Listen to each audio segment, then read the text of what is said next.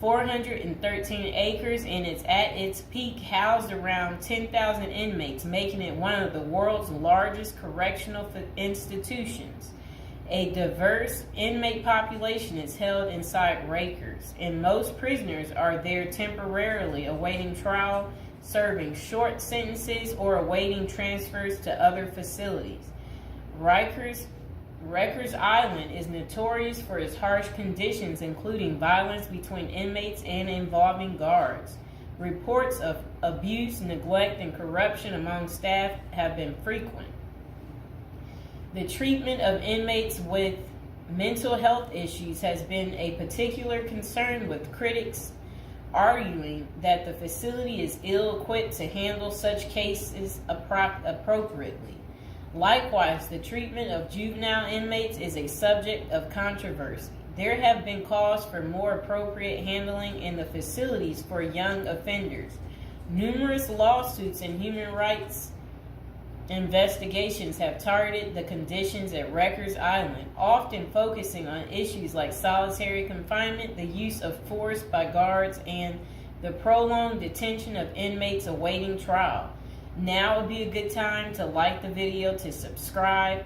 And are you guys enjoying the prison series? Do you like hearing about all the different prisons, learning with me together? If so, go ahead and comment below. So, when visiting Rikers, journalists and prison reforms discovered temporary holding cells described as covered with rotten food, urine, and feces and blood. Inmates were using plastic sheets for blankets and cardboard boxes for beds.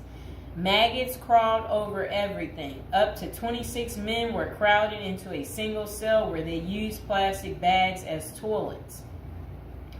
Prisoners kept in holding cells, which should be used for only 24 hours or less, often stayed there for more than a week awaiting transfer. In that time, food and medical services were not routinely provided. Now let's hear that paragraph again, just a small bit of it.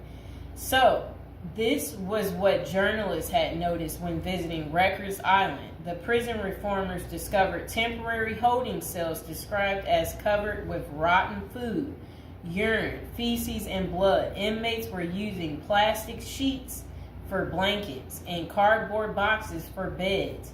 Maggots crawled over everything. Up to 26 men were crowded into a single cell where they used plastic bags as toilets. That does not sound good, does it, people? It's disgusting.